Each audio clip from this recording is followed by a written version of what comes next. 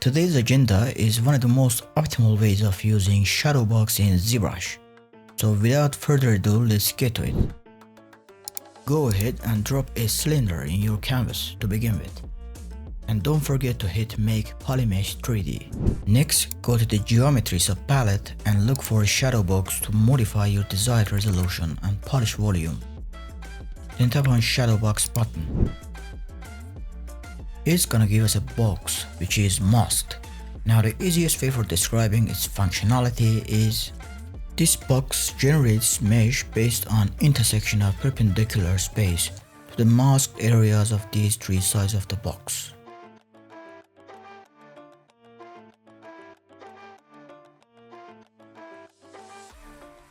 With that being said, head over to Transform Palette and activate Radial Symmetry on the Z-axis and change stroke type to the drag rect.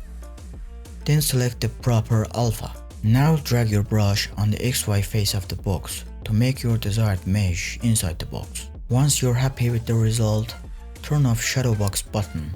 Now if your purpose is 3D printing, you're good to go with this mesh. But if you need a good topology, go ahead and isolate the front polygroup of the mesh. For that, go to the ZBrush sub-palette and leave all options off for now, and just adjust the poly count slider. Finally apply the ZBrush. Repeat this process a couple of more times until achieving your required poly count.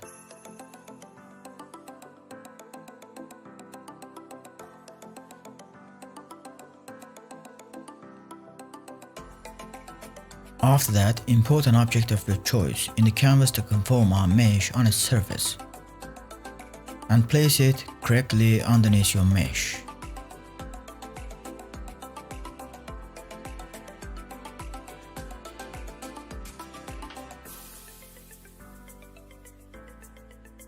Once the position is right, go to the project in the subtool menu. Turn off the color and crank up the distance along with the blur. Then hit the Project All button. Now that it's confirmed to the surface, select the modeler brush, hover over a polygon, and click right mouse button. Choose Q Mesh with target of polygroup all. Drag your brush on a polygon to adjust the thickness.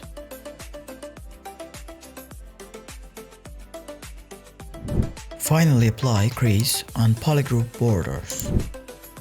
Next, go ahead and append the cylinder to the scene and place it as a pillar. Tweak the shape with tools like Gizmo, Mask, Curve Knife, and so on. Finally, use the modeler to add new polygroups and pull them out.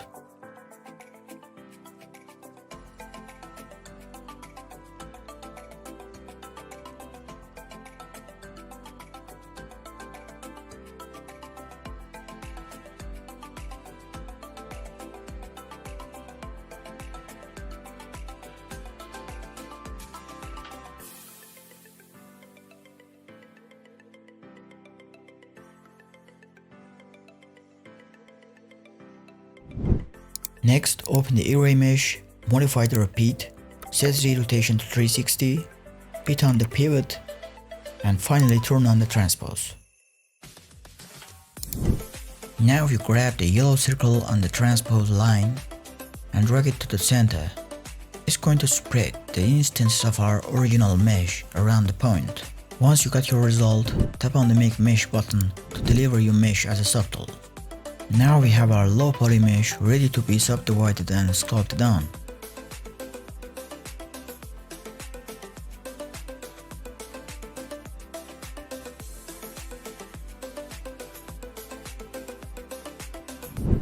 If you wanna know more about the array mesh and tools like Spatial Duplicate in Maya, just let me know and I'll get to work with it.